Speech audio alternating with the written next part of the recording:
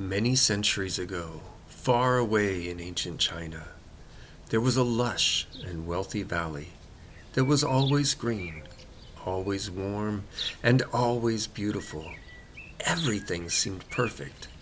Nothing bad ever happened, and everyone was happy. The reason it was so wonderful there is because it was protected by a magical ruby-red dragon. He flew in the sky day and night, watching over his valley, tending it, taking care of it. With his magical powers, he made sure that the people, animals, fish, and even the plants had everything they needed to grow and thrive. For thousands of years, the dragon provided for his valley. But dragons, like everyone else, eventually grow old. As he aged, his scales started to fade from red to silver.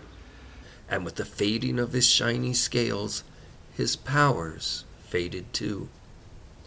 The nights got a little colder. The sun did not shine as much as it used to.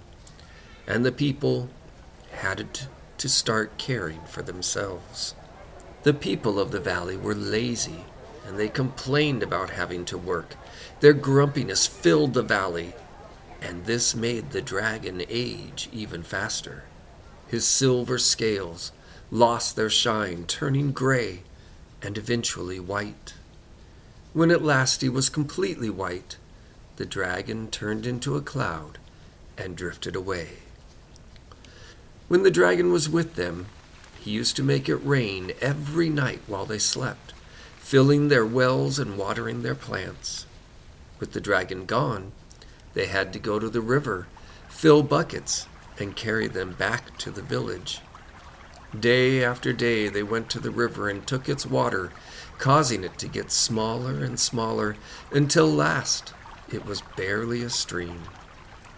This river was home to hundreds of thousands of koi fish that had lived happily with the people for as long as anyone could remember. But now, with the people taking all their water away, the koi were running out of room. Cramped and scared, a young koi named Moo began jumping out of the river, and while still in the air, she would yell to the birds and plead with them to find their dragon and bring him back. The birds just laughed at her and flew away. Moo refused to give up, though. Every time she saw a bird, she would jump into the air and make her request. As time went on, she became very strong and skilled at jumping. One day, a crane who had been watching Moo, impressed by her bravery and persistence, flew over and asked her what was wrong. Moo explained about the missing dragon and begged her to find him and bring him back. "You will never get that dragon back," the crane told Moo. "He was old and is gone forever now. What you need to do is find a new dragon." "A new dragon?" Moo exclaimed. "I would have no idea how to find a new dragon. Can you find one for us?" "No," the crane answered. "This quest is yours. Only you can find the new dragon that will save the valley and your river." "But it would be so much easier for you," Moo argued. "Dragons live so high in the sky, and you can fly." "Grown dragons are found in the sky," the crane corrected. "But they begin their lives in the water." Moo thought that the crane was teasing. "I have never seen a dragon in the water," she protested. But the crane was not teasing. "If you want to save the river, you must follow it up to the mountain until you get to the great waterfall that is the source of all rivers. At the top of the waterfall, you will find the Dragon's Gate. Swim through the gate, and there you will find the next golden dragon. If you do this, you will return a hero, and your river will be saved." "I could never jump to the top of a waterfall." "You can if you try," said the crane. "I have been watching you. I have seen what you can do. Every day you get stronger. Every day you jump higher. I believe in you. I know that you can do it, but you must believe in yourself and not give up. It is a very difficult task, and you will fail many times. But if you believe, you will be able to jump to the top. Moo thanked the crane, then swam quickly to tell her parents of the quest that she was about to go on. Word spread quickly of what the crane told her, and how she planned to jump to the top of the falls. Many of the koi just laughed at her.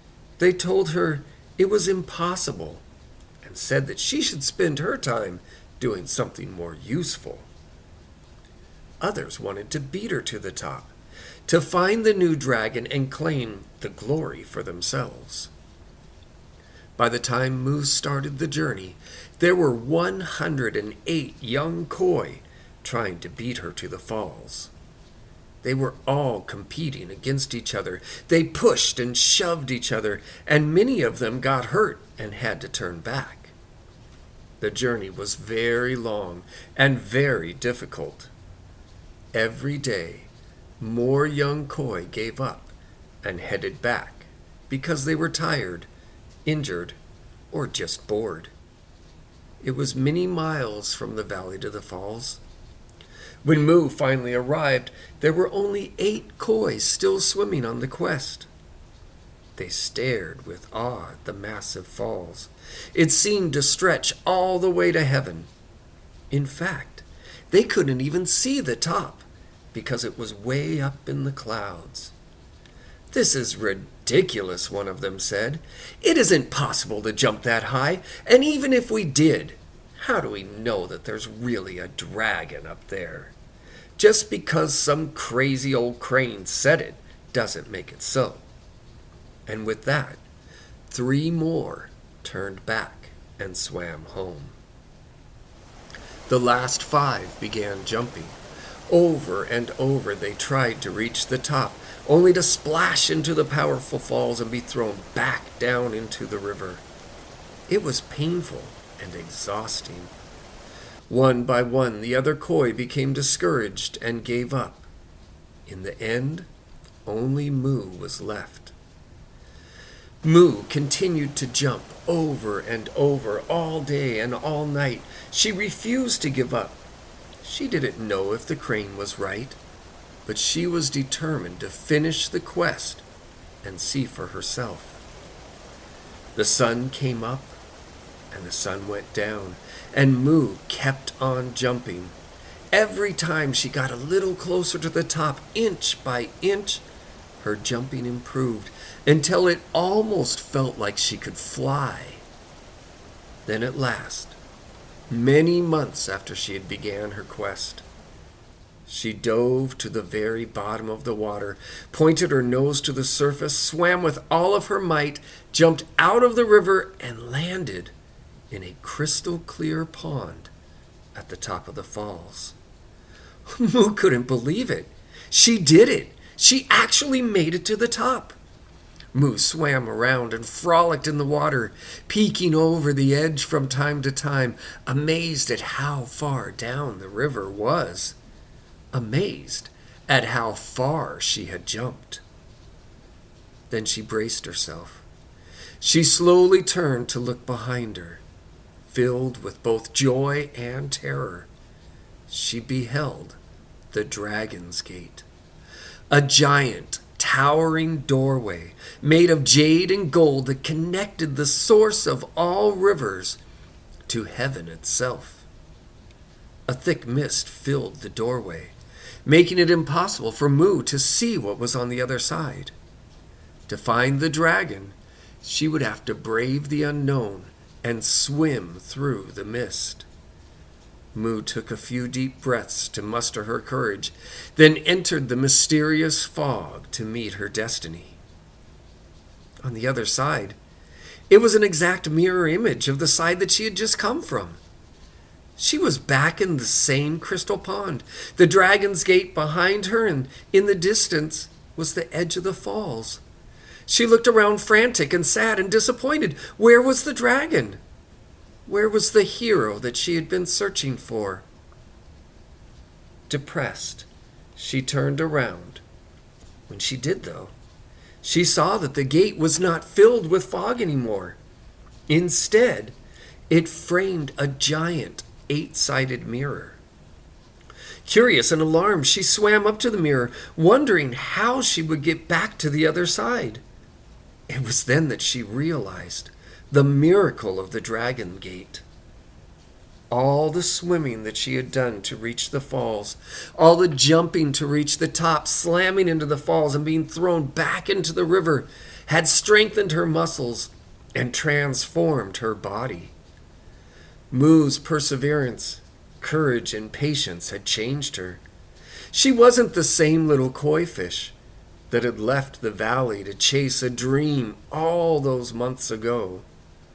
In fact, she wasn't a fish at all. Moo was the new golden dragon.